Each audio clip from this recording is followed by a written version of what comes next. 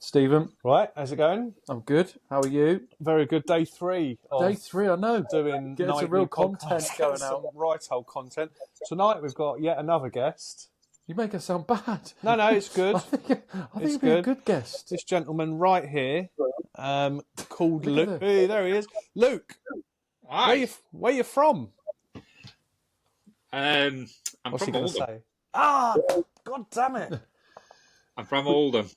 That's all right. That's took north. That's took north, isn't it? Actually, that's a lie.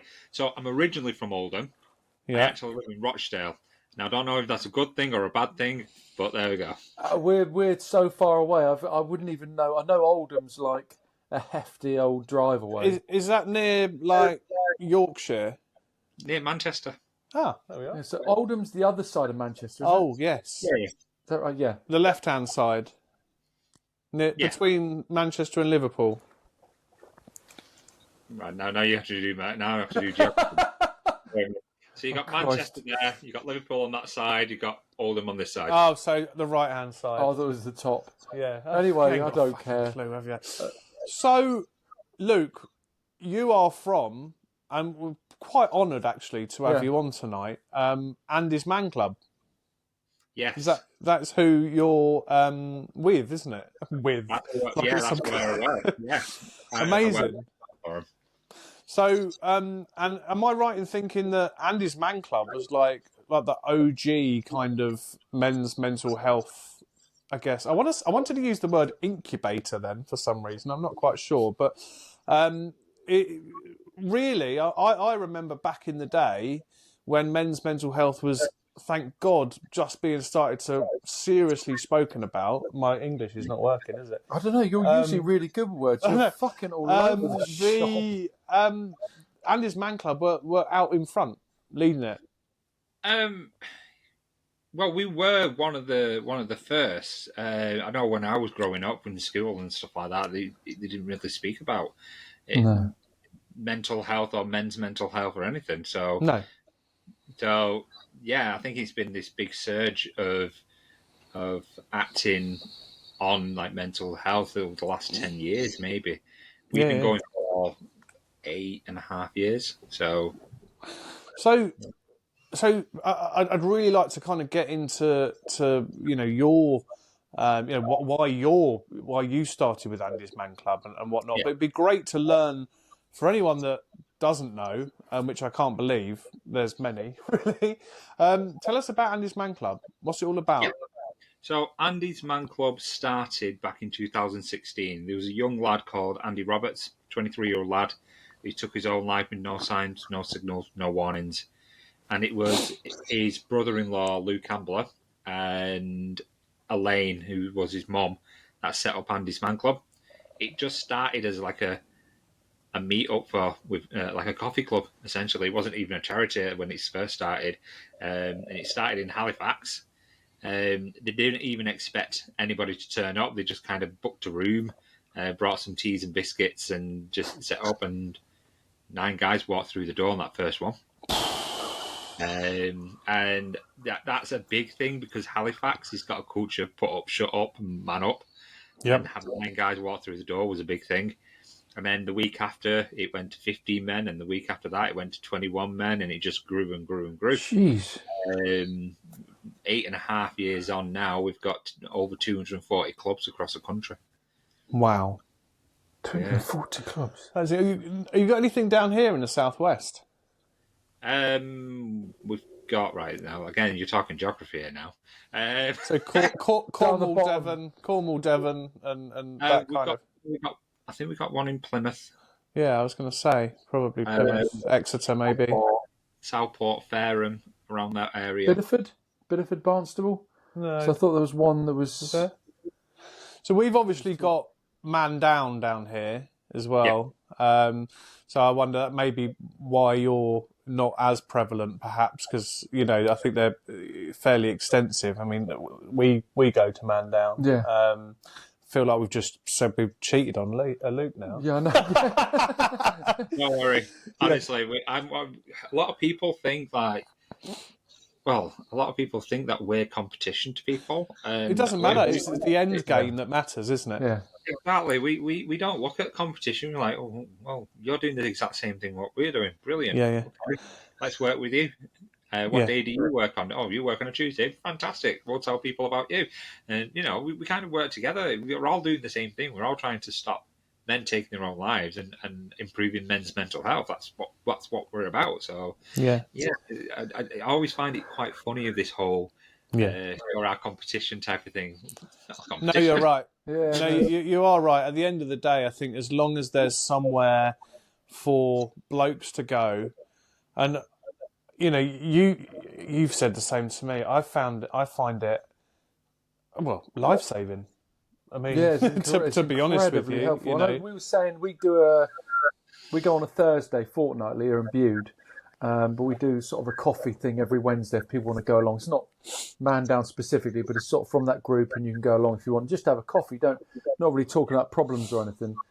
And we said this week about how hearing other people's sort of struggles makes you feel better. It normalises, which is doesn't it? But my dad's had suicidal ideation for like 20 years, and he said in a group about a month ago, whatever.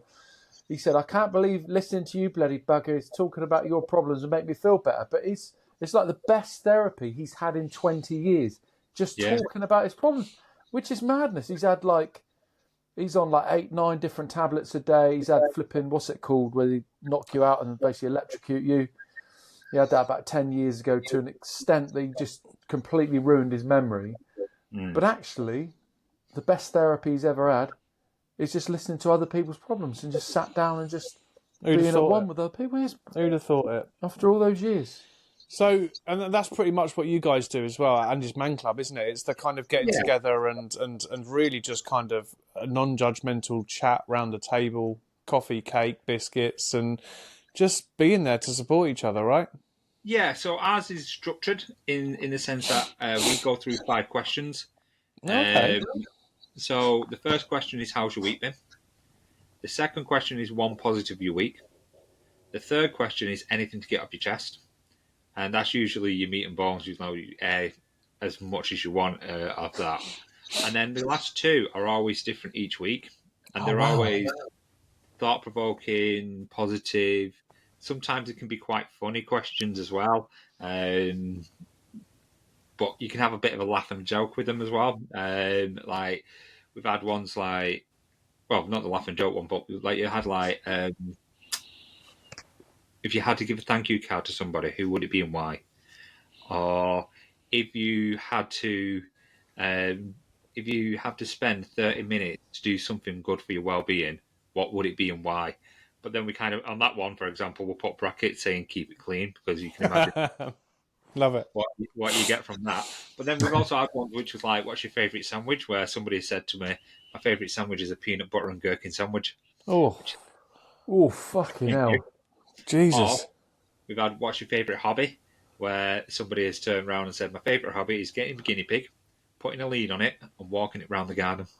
Now, my daughter used Only to do up that. north. No, my daughter used to but you're do from that. north. No, we're not. Only up north that you lot walk bloody guinea pigs. No, it's therapeutic, dude. Someone does walk their cat round here, which looks very strange. I do you know what? In Manchester, we've seen that. I've seen that, people walking the cats. And I'm from Oldham.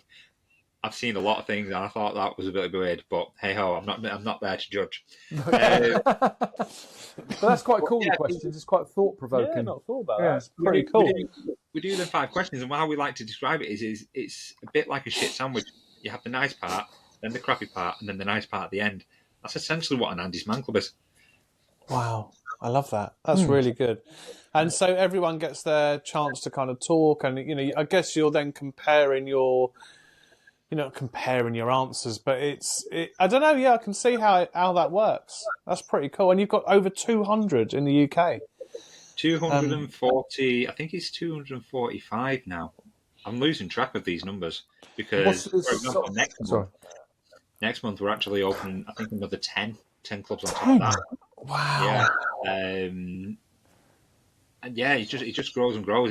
I'm like literally losing count of how many we're getting now. And we have over 5,700 guys walking through the door each week. That's going to be my question. Yeah. 6,000.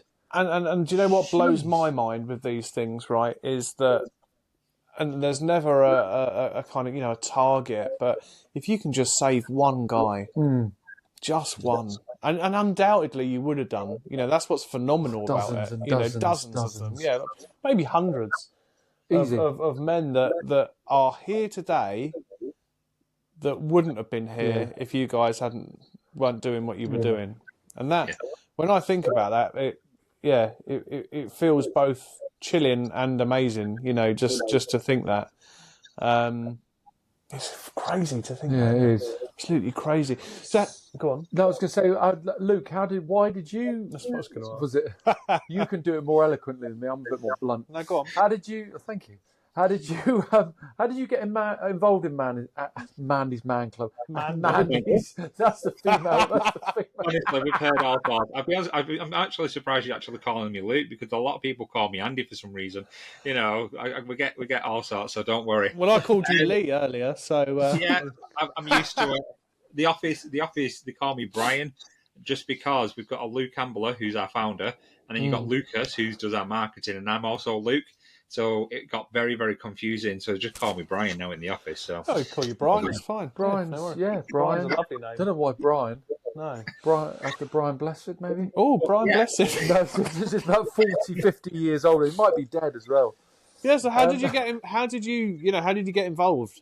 So I started with Andy's Man Club going on nearly 4 years now. I started... before Andy's Man Club, I was going through a lot of stress and anxiety. I was in a high-pressure sales role, and as well as that, I was going through a 4.5-year court battle with my ex, trying to get access to my kids. I'll be honest with you, me and my ex, we had a stupid conversation, but that stupid conversation stopped me seeing my kids for 4.5 years. I was close to £16,500 of debt because of the court and solicitors' fees, just in a right place. But the person that I used to go to for this stuff was my dad. My dad was that person that you could always go to, have a brew with him, or you can get him on the phone. Truthfully though, but my dad was that person that you'd be talking and he'll interrupt you by telling you about what's going on the TV, or he would just give you awful advice, terrible advice. But then he always ended it on a terrible dad joke. Brilliant. Really bad joke. I'll give you an example of one of these. And it is a bit of a dark joke, so I apologise, but this is what my dad used to say. One of my favourite pastimes with my dad was building sandcastles with him. And it only stopped when my mum took his ashes away. That's the classic Brooksy. Oh, I love that. You should tell some dark jokes about your dad. Maybe that's not appropriate. Maybe that's really not appropriate. That used to be my dad. I used to grab them jokes and I used to go to the pub and joke. I'm my mates with them. But that is brilliant. On the 17th of November 2020, my dad went into hospital with chest infection. He had asbestosis, so anything like the cold or the flu used to knock him. Did some testing and he had low oxygen levels, so they put him on oxygen. And that moved on to something called CPAP, which is like a bigger breathing apparatus. It still didn't improve. They did some more testing, and on the 18th, they found out they had COVID. Oh. And they said that we need to put you on an incubator. And my dad refused it because he didn't want to be living on a machine. But they did tell him, they said to him, if we put you on this machine, then there's a chance you're not coming off it. So he didn't want that. They quickly put him on end of life. And because it was COVID, the only person that could be in the room with my dad was my mum. So me and my brothers ended up having a 5-minute video call saying our goodbyes. I'll be honest with you, about 4.5 minutes of that was him telling as many dad jokes as possible. Then early hours on the 19th, he died. So he went into the hospital on the 17th and died on the 19th. It was that quick. Wow. I lost that person that I could go to, and I'm very similar to Halifax. I live in Oldham. Oldham, the culture of put up, shut up, and get on with it. Yeah. And that's pretty much what I did. I sorted out my dad's finances, sorted out my mum's finances so she can live on one wage, sorted out the funeral. I just took everything on. And then it was New Year's Eve. I was on my own, glass of whiskey in my hand, and I broke down and cried. And when that happened, I actually thought there was something wrong with me. I thought basically I might need to go and see a doctor, because there was nobody open because it was New Year's. I spoke to my wife the next day, and she told me that I need to go to an Andy's Man Club. She actually made me promise to go to the next one, and me and my wife argue about this all the time, but technically I did go to an Andy's Man Club. Technically. I drove there.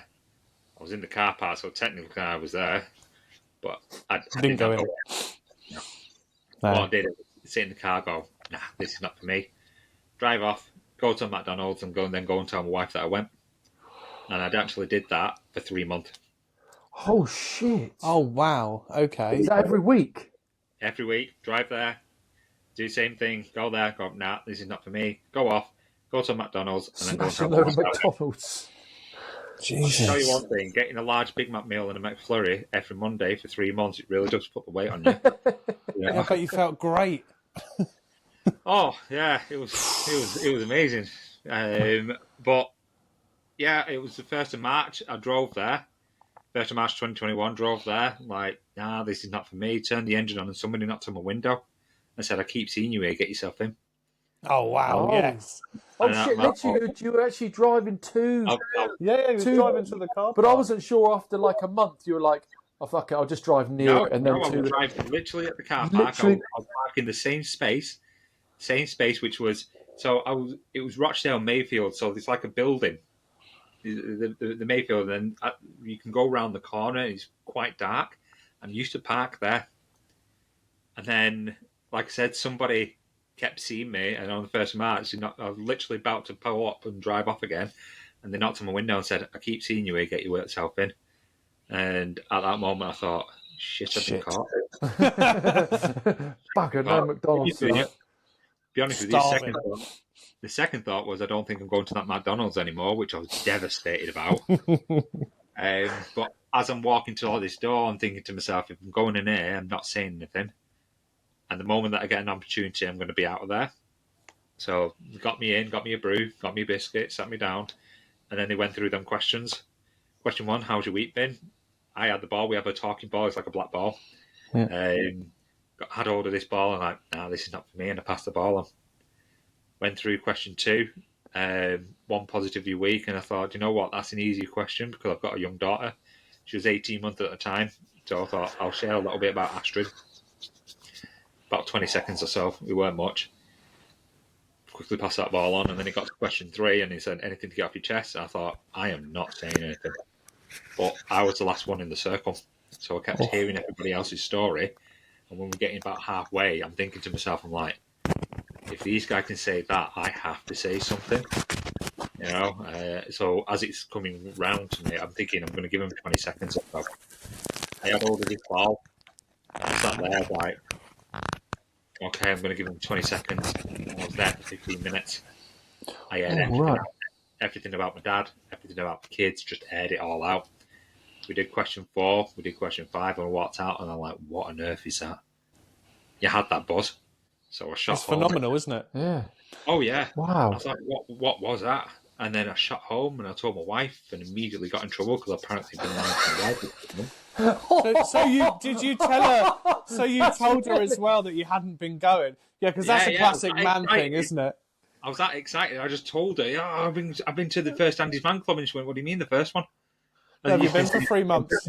I bet she didn't know whether to punch you or flipping. Yeah, I bet she was angry but proud.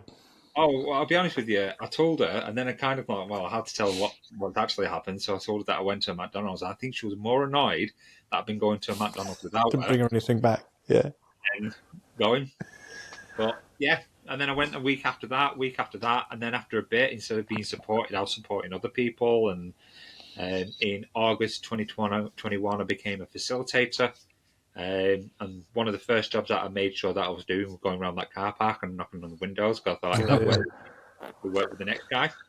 Did you get anyone? Oh, a fair few. Wow. You'd be surprised how many times I've done that and took people in on the back of it. And then in March 2022, I opened my own club in Bury, which started with 24 guys walking through the door on that first night. Now we have 4 sites in Bury with over 100 people attending the 4 sites. And now I work for the charity as a full-time paid member of staff, and I look after 15 clubs, something like that. I'm losing track of that as well. But 15 clubs, and get to open new clubs, and I'm looking to open a club in Leicester. I'm trying to get a club in rugby, and I've just opened one in Coventry, looking at a second Coventry one there, and another Oldham one as well. So that's my job, and I'll be honest with you, the best part of it is opening these clubs and see these guys walking through that door for the first time, and then going back to that club in about 6-8 weeks, and then seeing them a complete different person to when they first walked in. That's the best part of it. Yeah, I bet that is. That's why I'm with Andy's number. It's fairly phenomenal, isn't it? You know, I mean, I've been in therapy all my life. Stopped going about 6 months ago, and it's really difficult to explain because, and again, I've got a few friends, and I say, look, you should come along. You know, they're unhappy. I know they're unhappy. You know, come along. No, it's not me. It's not me. You know, and I guess when you explain it, it sounds horrific, doesn't it? You know, you sit down, you know, and you just kind of, you know, just talk. It sounds terrifying. Have you found a way of communicating to friends or men or whatever it is? Because it's one of those things that you can't really, until you've done it, it's difficult to understand. I mean, I was there, I'm thinking 4 weeks ago, and I was a mess, crying, you know, really letting it all out. But you feel like it's weird, isn't it? Because it's not like someone's just given you some kind of magic pill or whatever. You're literally just talking, and I think, I don't know if it's really sad that that's all it takes, or if it's absolutely amazing. I mean, I think it's both. And you could sit at home and you could cry and talk to your wife or maybe your best mate, but it's not. You don't feel as uplifted. You don't feel like you've got as big a release as when. So I've scratched loads of times in there. Yeah. But you do feel there is something about that. I don't know what it is. I don't know whether it's because you're out of your comfort zone. You're in a location that's sort of you're in a hall that's maybe a bit cold with a crappy cup of coffee. I don't know what it is. I'm not sure what it is. I don't know, but it's psychological, isn't it? I mean, I often, you know, leave here and think, Christ, you know, I've just gone on at Dave for like half hour about some problem or t'other, and just trying to make Luke feel at home. That's all. Right. Made yourself look like a prick. and leave feeling, Christ, I feel really bad about burdening him with, you know, because he's probably gone, fucking, I'm glad he's gone home.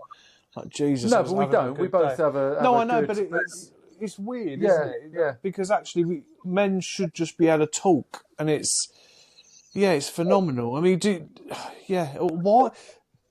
why don't we like talking, Luke? I mean, do you know the answer to that? Why don't men like talking? It's a bit of a hard question, but if you It's a social thing, isn't it? If you look at it, there's this historic stigma.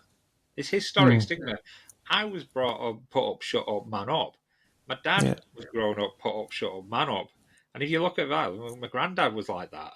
And he was in the coal mines, and you know, it weren't like, oh, I'm dealing with something issue. They used to just crack on. We haven't got time for that. Just crack on, and that was the culture. And it was culture not just here; it's all over the UK. We was always brought up just man up, you know, and just deal with it. And it's that stigma, and that's what we're trying to break. That stigma.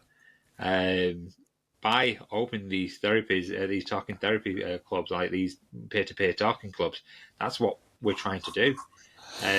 Because if more people start talking, and it's like I've seen so many different things working for Andy's Man Club and doing Andy's Man Club. It's just unreal.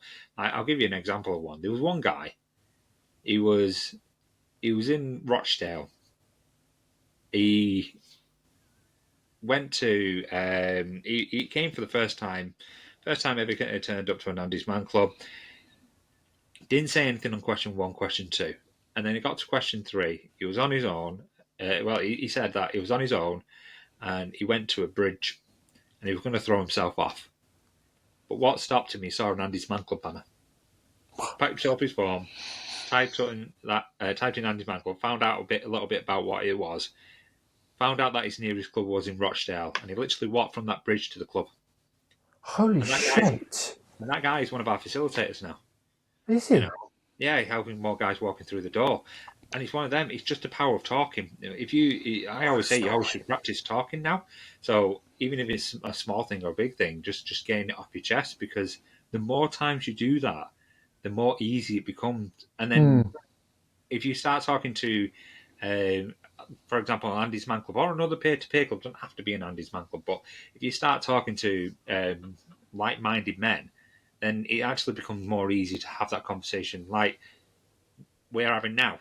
Now, if you would have met me 4.5 years ago, I wouldn't be saying any of that story to you guys. No. But one thing I'm taught to do is to talk. Yeah.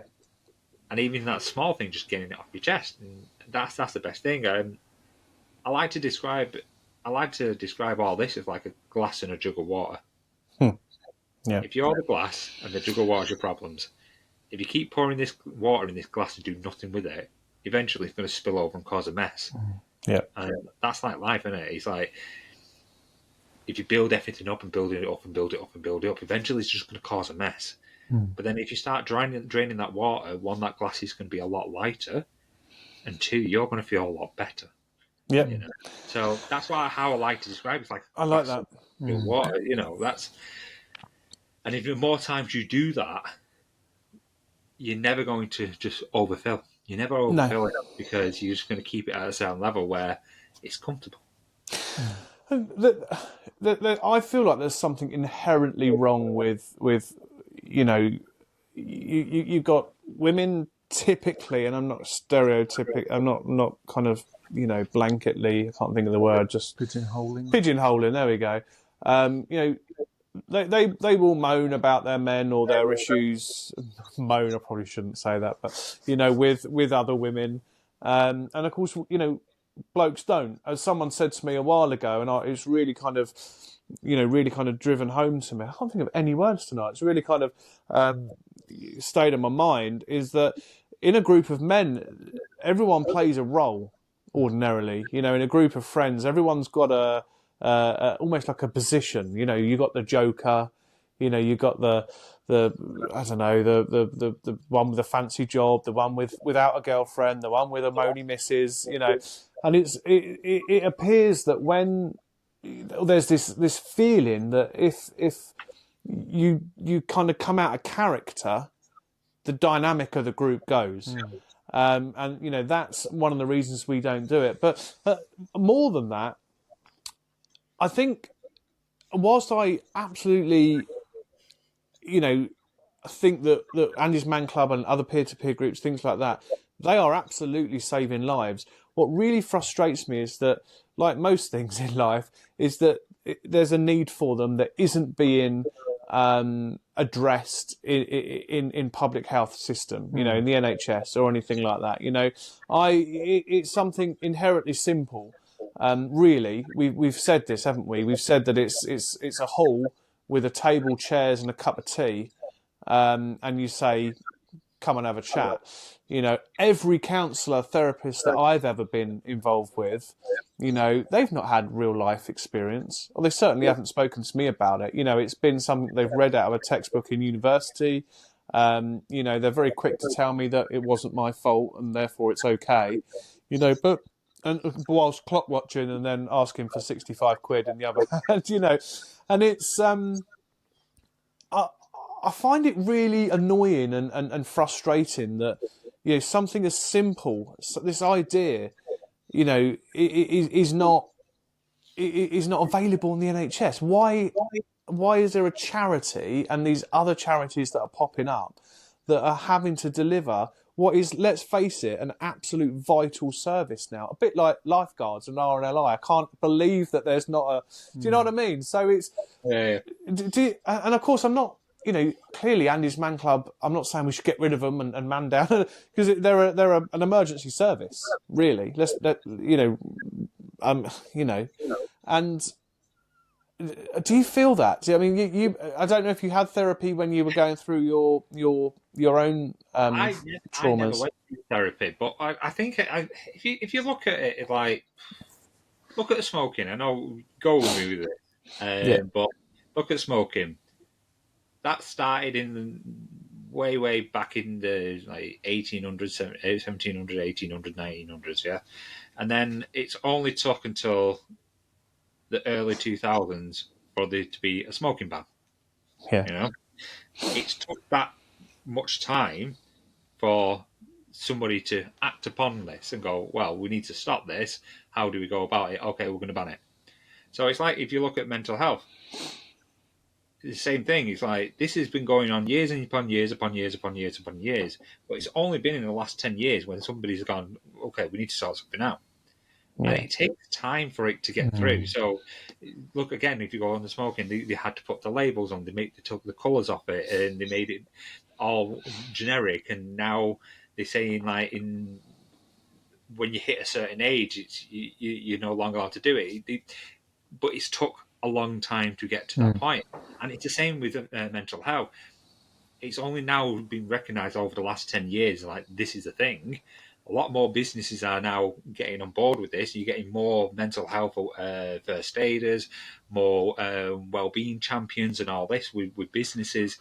It started being taught into schools now. But it's going to be a long time. This stigma is going to be a long time. It's an ongoing thing. And we can't just go, right, bang, everybody, you should be talking now, because people are not going to do that. No, I know. I guess I get frustrated that it's, and I'm making some sweeping assumptions, but I'm guessing that hardly anyone in your organisation that's been involved in founding or driving forward Andy's Man Club is from a medical background, no. And this is my point. It's like, this is the point, it's like, why can there not be, or why has there never been, I guess, talking therapy within a group, should be something that's prescribed, because it becomes more of the norm. Well, yeah, but it's like Luke was just saying, the smoking thing, for example, has taken years and years and years, 100 years or whatever. Yeah. Like back in the flipping 70s and 60s, they were saying it was cool to smoke. Well, doctors used to promote it in the 80s, yeah. So, and also, I know this is going to go off on a bit of a tangent. You've got the big pharmacy companies. Oh, yeah. Yeah, exactly. So, medication and your antidepressants, that's creating a lot of money. Yeah. That's paying a lot of people a lot of money. So they're not going to want to just go, because it is an obvious cure to be like, we'll promote Andy's Man Club, whatever peer-to-peer group. We'll put that through the NHS. That's going to be the prescription that we're going to promote. Gyms, should be free gym memberships. Well, social prescribing did become a thing, didn't it? I mean, there was a bit of that, wasn't there, going on about gyms and things like that for weight loss and whatnot, wasn't there? Yeah, there was, and look at it now. It's like we can't really talk about the current government because they're just arrived. Just arrived, haven't they? But previous to that, the previous government, they had a white paper for mental health, a 5-year plan, of like encouraging more of this stuff, and they got involved with like Andy's Man Club, Samaritans, Mind, all these charities, and saying getting their input. And there was this white paper that came out, and it was all published about this 5-year thing, because they recognise like the suicide rates for men. 3/4 of the UK suicide stats are men. I think it was the last 2 years, it's been somewhere around 4,800 to 4,900 men taking their own lives, which is one man every 2 hours, if you think about it. And that's now actually came to light with the government, and they did put something in place. It just these things is going to take time because, like I said, 10 years ago, wasn't even talked about. No. Wasn't even a thing, mental health. To see the amount of progress that we have made in 10 years, not just Andy's Man Club, but just as a society, and recognising it is massive, because in such a short time, we have now got mental health first aid. Last year, I went to 290 businesses talking about Andy's Man Club. I did 290 talks. 290? Wow. 290, yeah. Well, let's put it this way. Luke Campbell even went, that's a lot of talks. That's even for him. So... but what are you hearing, Luke, when you're at... Because I'm imagining, what are you hearing at these groups? Like, because I imagine you get quite a... And when I say mixed response, I don't mean that in a kind of negative way, but I imagine it's... Could be a little bit. Yeah. Well, what are you hearing when you're speaking at these businesses? Oh, it's a lot of that. It's quite sad that you get people that invite you in because they've had somebody who's taken their own life, at work, or who works for the thing, but then you have people that are doing it because it's one of them where there was a paper that went out a while back where it said 54% of, I think it was 54, 57% of workplace sickness is due to stress and depression. Yep. And I think businesses are now picking up on that and going, wait, let's review our own business. Is this actually happening within this? I did a talk today for a well-known fast food distributor. I can't mention the name, but of course, yeah. And I think they were saying about 80% of their workforce are men. That's why they're reaching out to us, because they want us to talk. And they have got people there that are dealing with a lot of issues, and they want us to come and help. And they've invited me for a second and a third talk to reach out to the whole staff to potentially get that one man walking through the door. Yeah, that's all. When we look at these things, when we do all these things, we gauge it by one thing, which is, will one man walk through that door? That's all we ask for, one man. Yeah. We did a big storyline on Emmerdale with Paddy, where he was trying to take his own life, and there's this whole big thing what we did with that. And the aim was that is trying to get that one man walking through the door. It doesn't have to be 1,000, just one. No. Yeah. We did Welcome to Wrexham. We did this season 3, episode 3. There was a bit with Andy's Man Club on that. Again, trying to get one man walk through the door. That's our goal. That's all it needs. Yeah. That's it. Just one man. If one man walks through the door after any talks that I do, I go, okay, that was a success. Yeah. That's how I gauge it. Okay, that was a success because one guy walked through the door. I don't want thousands. I just want one. And that's it. I think I've gone on a tangent. I can't believe I can't. No. Yeah, I was going to ask you a question. It's completely literally just dropped out of the back of my brain. I've got to ask you a question, actually, Luke. I've got to ask you a question, and I don't know. This could be funny. So you guys have a hand sign, don't you? That you guys on your logo, isn't it? Yeah, that one. Did you just do that under your chin? I just saw you were rubbing your beard, and you went it's like that. the Illuminati. I wondered whether or not there was like, Luke, when you're on the podcast, give us a sign. And I thought I'd call you out on it just in case. By all means, call me out. So basically, in November-ish time, I did Movember. So I had the beard, and this is starting to grow back and getting bigger. Itchy. And it's now going to get itchy. So it is me just itching because, I just saw a little giving kind of the old. It's like, how many times can you get that in one? You get paid an extra £1 a Oh sign. no, I don't get paid any extra for doing that, all that, and trust me, I get a lot of photo opportunities when I do all these talks and different opportunities that we do, and honestly, I do that all the time. It's So, got to, yeah, Got to absolutely. do it. No, I absolutely. had a question. I cannot. I did have one, but I had a more important one. But I'll try to remember. But one of them was the other night in our group. We were saying about one of the facilitators was sort of got. Oh, hang on a minute. You carry on. I've got to go and answer the door. This is what happens. So where did that symbol come from? Where did that start from? Is that kind of like okay, or what? Where did that come from? this Andy's Man Oh, Club. I've lost you. Hang on.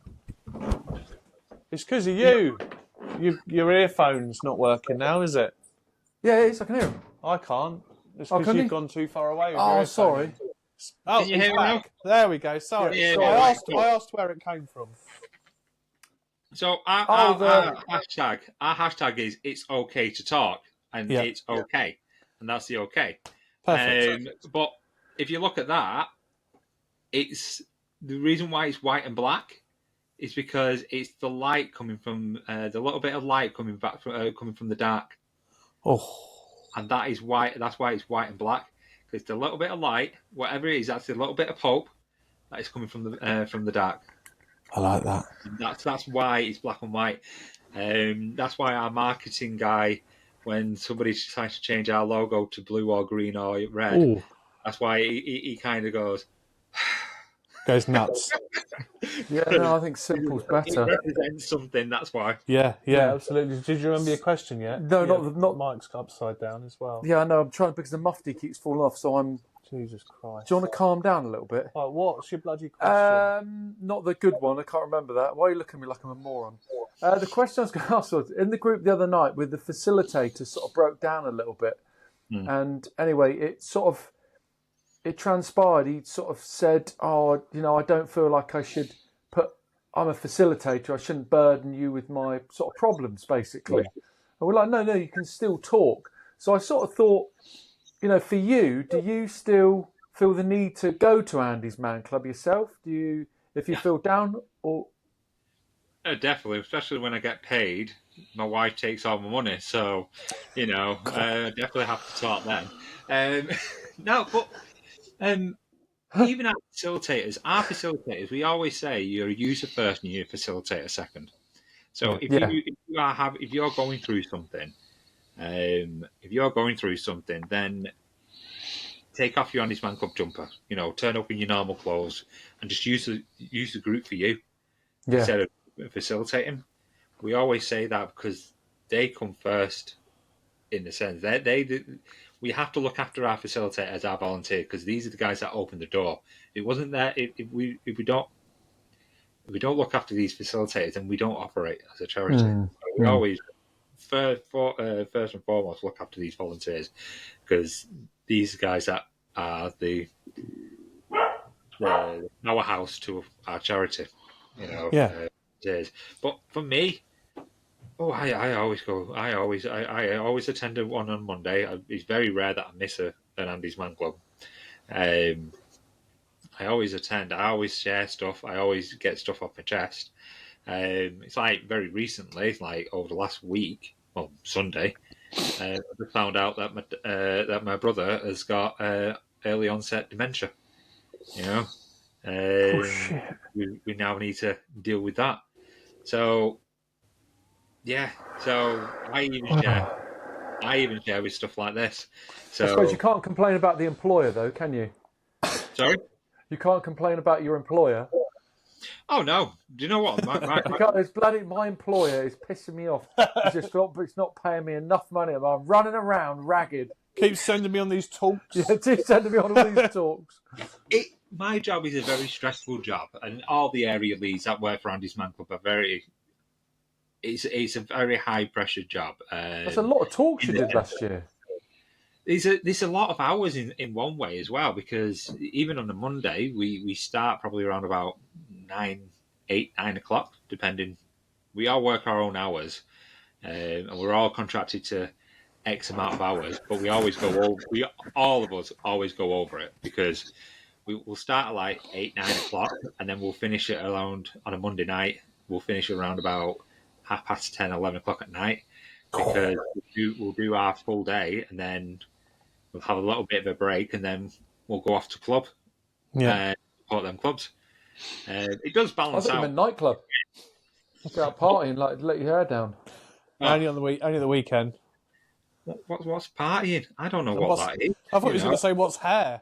Well, I was going to make a comment on that. I don't get to party because when I'm not working, I've got a 5-year-old, a nearly 6-year-old, and then I've got a wife, and it doesn't work like that, does it? I go into dad and husband mode of me. Then after that, I don't even know what partying is. You're not missing much. No, not that I would know. It's only a hangover you're missing. But yeah, it's one of the best jobs that I've ever done, without a doubt. And I bet. Yeah, I think it's pretty satisfaction. Like I said, it's long hours, but it's a fantastic job. Making a difference as well. I've just remembered the question I was going to ask. Yeah. About jobs, about when you go around to various jobs, and so basically, before you take the piss out of me, Steve, my normal job is being a chef. I'm a private chef. And it's long hours. Chefing's long hours. But there's quite a few places now that are trying to do a 4-day week. Their hours get condensed down. So they have 3 days off. So there might be 12-hour days over 4 days. And it's making a big, big difference within the industry. Like there's been a noticeable difference because I think as farming and chefing are sort of the two top. I know farming is right up there. Top farming for suicide. No, for suicide. I thought you were just about to tear into farming then, Stephen. I thought you were saying that farming and chefing are the two people that adopt in 4-day weeks. How the fuck does that work with farming? And I think it's making a huge difference within the chefing industry. Do you do many talks within like the hospitality industry, sort of within restaurants, hotels? I've done a lot of hotels. I've done restaurants. I've done all sorts of crazy places. Honestly, crazy places. But, love it. Crazy places. Really. I don't expect you to answer specific names. Have you been in like? No. Yeah, but I have done hospitality. I've done talks for like these big companies, like really big companies, blue chip companies as you call them. And then I've done ones for small, tiny little businesses. The ones that what we try and focus on a lot is construction. I can see that. I think it's about 15-16%. About 15-16%. I could be wrong on this, but I think it's 15-16% of the suicide rates for men is in the construction industry, in the high-vis industry. I think you understand why, don't you? Yeah. You know? Yeah. I mean, if there's anywhere more manly, well, I don't think there is there? No. I mean, and I say manly, you know, than a builder's site. Yeah. I think I'm going back on figures like 2022 here, but I think it was like 738, something like that, 700 plus men in the construction industry took their own lives. Gosh, shocking. It's a shocking figure when you really think about it. So I've done talks with these again big construction companies and stuff like that, and I can understand the farming because if you think about it, a lot it's of isolating as well. Yeah, they're on their own. They do very long hours, ridiculously long hours, just to make end meet. You know, literally very little. I think he's. I remember watching something which was like one farmer were talking that they're paying themselves a minimum wage, and the amount of hours that they do on minimum wage. And it's hard work as well. Let's be honest. That's a proper job, that is, isn't it? It is. It's hard graft. Not like you sat at a fucking computer all day, poncing around. I can understand that, and we're there for everybody. It doesn't have to. You can be this big time millionaire, billionaire, or you can be somebody who is only got £5 to the name. We're there for everybody. How's it been received, Luke? Sorry to interrupt you. Sorry. How's it been received in the construction industry? In the talks that you've done, mixed. I've done some talks, and you said sorry. What did you say? Mixed. Oh, mixed. I thought you said mint. I thought you said mint. Mint like mint.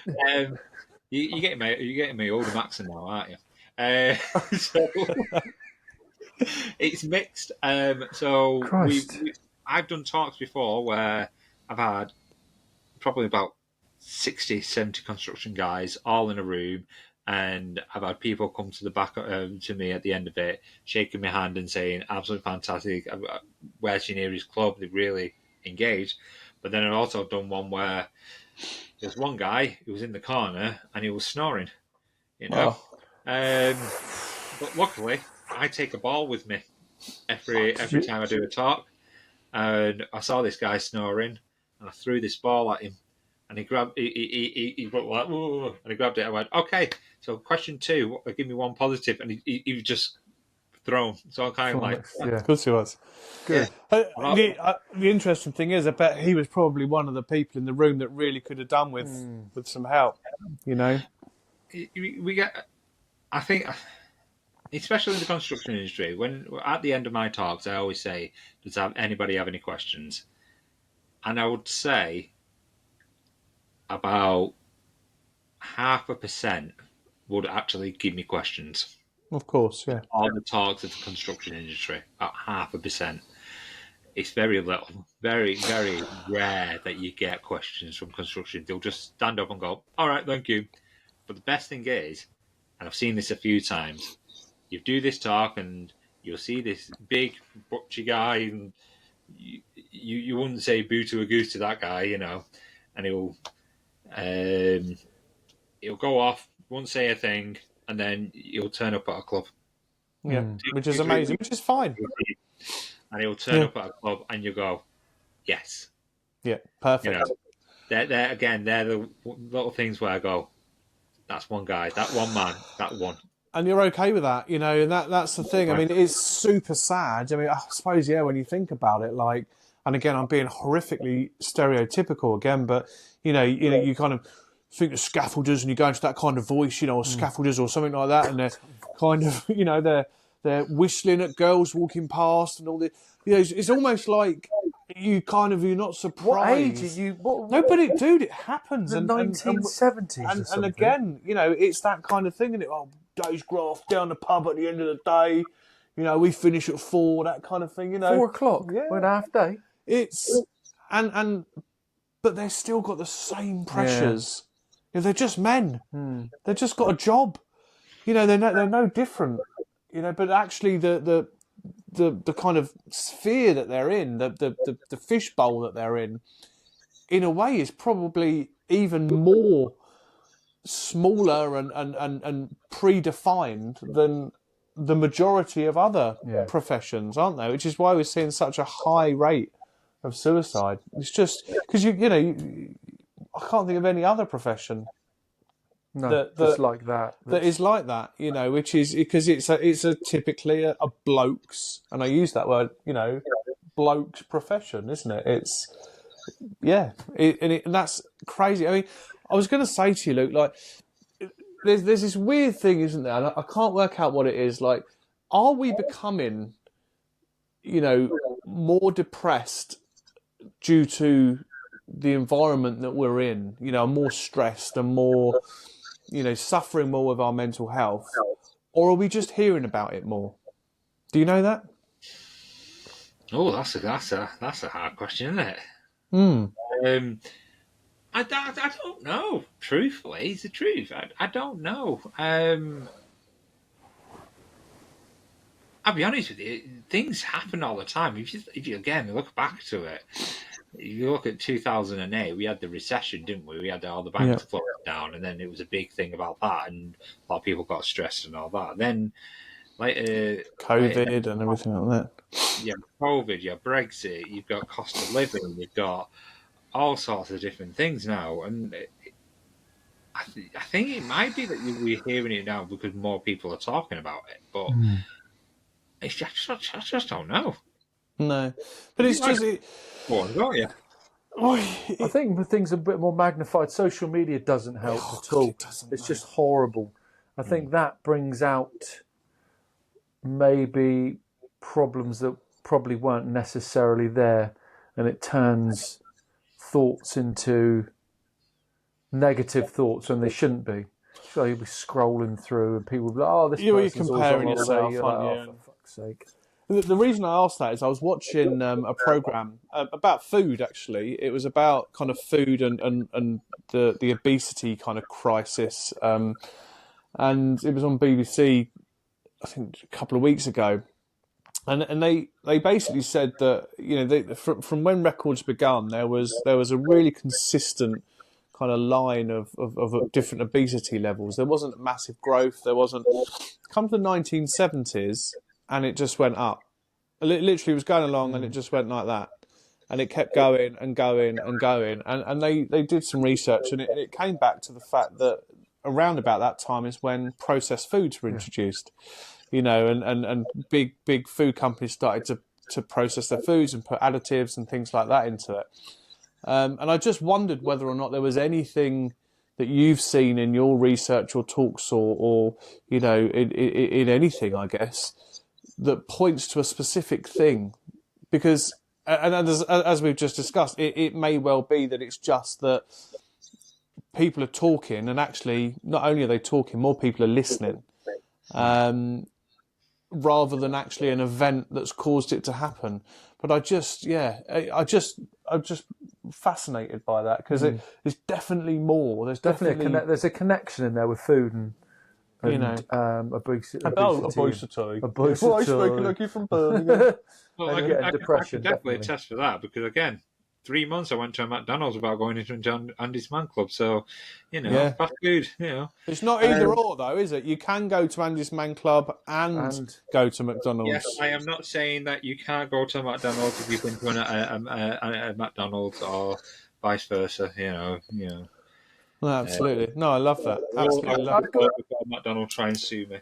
What was the first thing? Sorry, coming back to you when your wife found out. What was the first thing? Can you remember exactly what your wife said when you rushed in the door and like explained that you'd been to Andy's Man Club? You had actually been in the last 3 months. You'd just been scoffing Big Macs.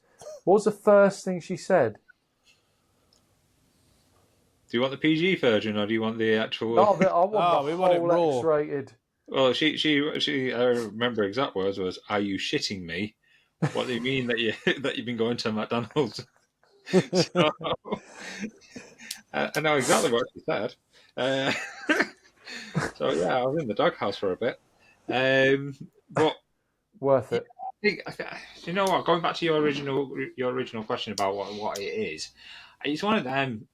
We talk to a lot of people. I've spoken to thousands of people now at Andy's Man Club over the 4 years, and it's a mixture of different things. It could be that they're going through a bad relationship. It could be that they're having money issues. It could be that they've become a new dad and they don't know how to cope with it. We've had people that have come in because they're completely isolated. There's this one guy who attends Andy's Man Club because his wife passed away, and he's literally looking at four walls, and that's his social time. There's all sorts of different reasons. We have alcoholics that have come in. We've got people who are dealing with addictions and drugs, all sorts. So to pinpoint what it is, it is a hard question because it's a multiple of different things. Yeah, multiple different things. Is it? There's more of them. That's my thing. 'Cause I appreciate there's not just one single thing or point in time, but it just seems that it's magnified at the moment. And I, as I say, it might be because more people are listening, rather than a single event. But I think it feels to me like it's that, and also just an accumulation of things, like you said, about cost of living. Yeah, I think it's everything. About social media. It just seems, and I guess, and it is becoming more acceptable for men to talk. So I suppose those things are like a perfect storm, aren't they? Yeah, and like I said, a lot of it's getting discussed a lot in the media.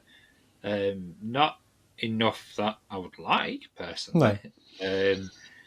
I feel that it's only get really highlighted if it's something like International Men's Day or World Mental Health Day or something like that. But it does get discussed. Or the other one is if a celebrity has died. Yep. It gets discussed, but then it doesn't really get discussed anywhere else. That's why I like people like Roman Kemp, who has been very, very vocal on his mental health journey. Yep. Robbie Williams, again, is another one for that his mental health journey. So I love them guys for kind of highlighting it. But I think it is because it's being more openly discussed on the radio, on the TV. It's being more discussed in schools. It's in workplace. If you go to a workplace now, you the likelihood is that they have an EAP program now, which you don't really get that. You didn't get that 10 years ago. Again, you have more mental health, mental health champions and mental health first aiders now in workplaces. So I think it's a multitude of things, which is now it's a positive thing. It's a good thing now. It's more discussed. Personally. Yeah, but they're all paracetamols, aren't they? They're all of those things you've mentioned are all, not cures, but things to alleviate the symptoms. Do you see what I mean? It's like I don't know. It's almost like we're all overfilling, isn't it? Because those things are there to support us and to help us. But why are we there all of a sudden? Well, because of the way society is. Really. Like we said, the cost of living, everything's expensive. Like not everyone, but the majority of people are struggling. Yeah. In some way with something. It's atrocious.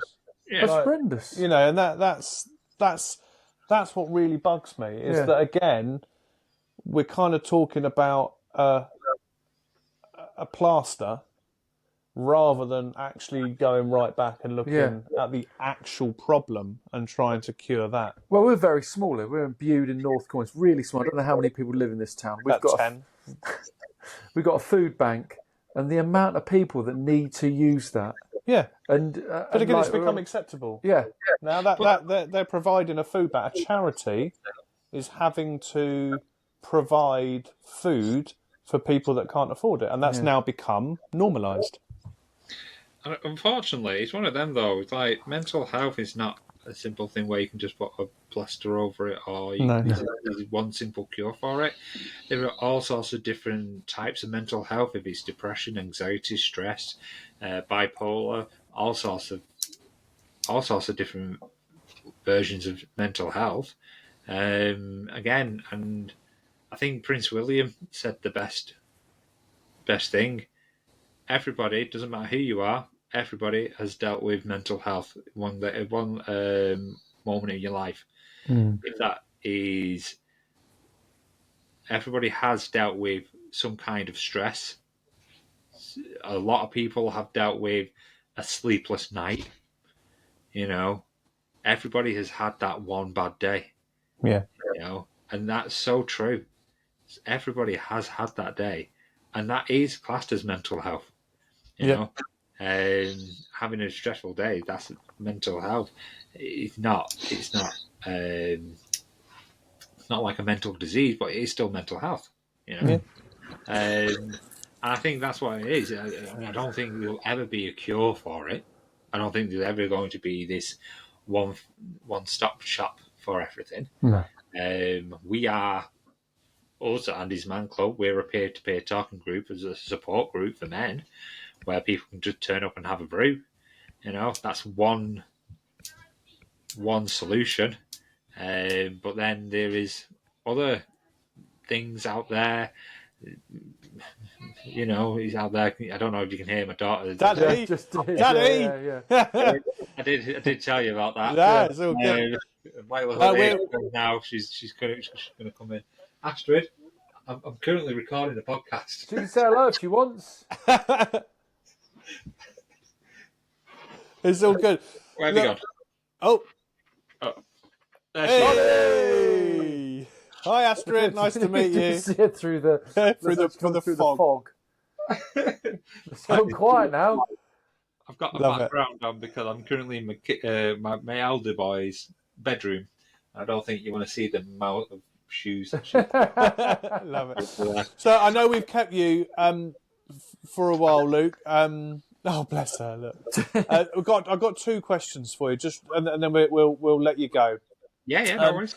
One of them being, you know, if any man is listening, it doesn't matter if it's, you know, whatever the situation. If any man's listening and they're like you, maybe they're a step before you. You know, they haven't driven to their local peer-to-peer talking, whether that be Andy's Man Club or one of the others. You know, because they've not even gone. They've. It's just not for me. They're not going. What would you say to them? I would say just go. If it's going with a friend, you know, find a friend who can come with you, kind of give you that support, give you that thing to get through that door, or just turn up. And even if you just pop in and have a brew, you don't have to say anything if you don't want to. You can just have the ball. When the ball comes to you, you just pass it on, and just even baby steps, basically, just getting it through the store. Just bear me 1 second. Astrid, please. In you go. Thank you. I love that. It's brilliant. Yeah. Let's get a bit of great clip. Yeah, just go. And like I said, even if it's you're just there to experience it, you know, and see what it's like. It's fair to say it's not like they think it's going to be, isn't it? Yeah, exactly. The hardest part is getting through that door for the first time, but once you've got through that door, it becomes easier and easier and easier. So yeah, that's one thing I would say. Just go if that's coming with a friend or going on your own, but just witnessing it, that's fine. Can I tell my story about my dad? Because that's quite nice. Yeah. Go on. Linked into that when we started going. Yeah. So my dad like I say, struggled for 20 years. I went round their place, I don't know, about the start of October, and we just had a chat with Ross from Man Down a couple of days before, 4 days before. It's on a Thursday. Didn't realise Man Down was on that Thursday. Went round to see him, and it was a weird atmosphere at home. And I was like, what the hell's going on here? And Mum's like, Dad's struggling. And I was like, what the hell's going on with you? You know, he's like, I don't know, I'm just struggling. And I had a chat with him. I said, I've just spoken to Ross from Man Down, Cornwall. And he's like, oh, yeah. I said, would you ever fancy going? He's like, yeah, could do, I suppose. I was like, okay. Anyway, I had a look. It was 4 o'clock, and it was 7 o'clock that evening. I was like, do you want to go? And he's like, and I know I'm one of the very, very few, probably the only person he trusts mental health-wise. He trusts what I sort of, not what I say is gospel, but we're really close. If someone else has said it, you've probably gone, no, I don't want to waste your time. Anyway, we went that evening, and it's just been, he was waiting for a mental health nurse to contact him to have a psych assessment. And that happened nearly 3 months later. And they basically said to him, just keep going to Man Down, you're doing really good. But it was just him just going, and he didn't say very much, just had a few words, and then you started going a couple of weeks later, didn't you? Yeah. But it was just that thing of, like you said, just go.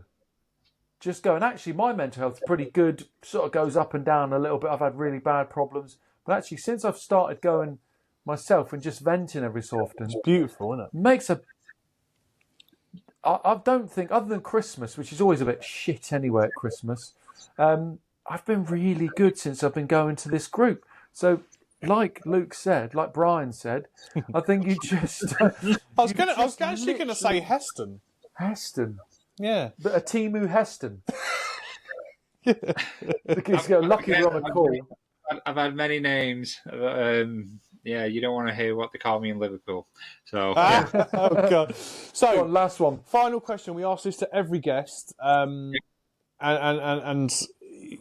this comes from a realization of mine that actually no one that we've spoken to has ever given the same answer, which speaks volumes. What is your definition of love?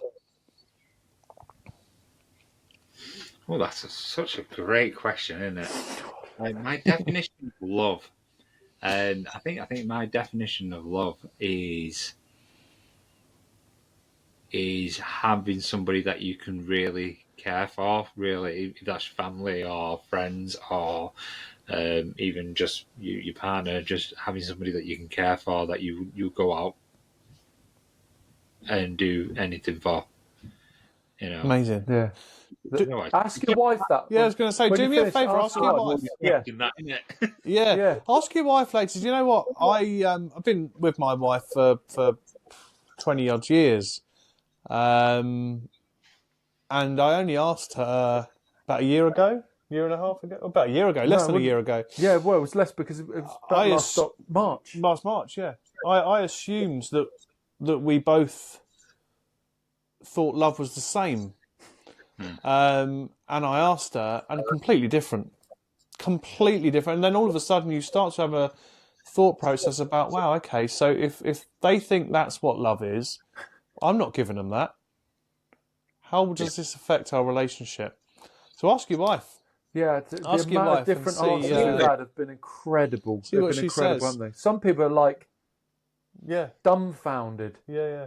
Because there is no right and wrong answer, but it's so thought-provoking. Yeah, well, there is no right. The thing is, we all think love is the same, and it's not. Even between someone that you're in love with and you've been with for forever, there's different expectations. Not expectations, probably the wrong word, but different understandings and I can't think of the bloody word, but expectations is a good word. Yeah. It's a good word. And surprising. Luke, you've been amazing. Thank you so much, and thank you. Thanks for your time this evening. Really appreciate it and telling your story and all about Andy's Man Club. Just before you guys go, do you know what? You can answer our question 4 and 5 as well. Why not? Then. So I like this. I'll give you one of our question 4s. Who is someone who always makes you smile, or is always there for you when you need them? You go first. My girlfriend, Fee. Your girlfriend, Fee. What about you, Sal? Always there for me, always makes me smile. I am going to say probably my son, Max. As much as he is... as much as he is... that's a lovely answer. A teenager and a boy, and we know what teenage boys are like. He's always says to me, "You all right? You had a nice day." And he'll always, doesn't matter if he screamed and said I hate you and all this kind of stuff, he'll come back and be like, "I love you. You're my favourite person in the world." And that it just gives me a little nod that I'm doing something right. Awesome. So yeah. And I'm going to give you a last question, which is a quick fire. Oh no! What is your guilty song? Your guilty pleasure song? Guilty pleasure song? Oh shit! Mine's Steps, Tragedy. Oh, that's horrible. Come on. Guilty pleasure song. Quick. It's quick fire. Simply the best Tina Turner. Out of interest, Luke, what's yours? Yeah. What's mine? Dr. Jones by Aqua. Oh, brilliant song. Banger. Love it. That's a bloody tune, that is. I love it. No, I love a bit of Steps. You can't beat it. Fucking Steps. You love that tune as well. Love it. Yeah. Tragedy. Yeah, it's great. Thank you, Luke. Thank you. Yeah, amazing. Thanks for spending the time to just be honest and have a bit of fun and tell us how important Andy's Man Club is. It's very important. We'll put all the links up when we do all that, so we'll be in contact with that. But thank you, mate. And yeah, really enjoyed that. Perfect. Cheers, dude. Thank you very much. Bye-bye from the southwest. Bye from the north. Cheers, dude. Thank you. Bye. Right.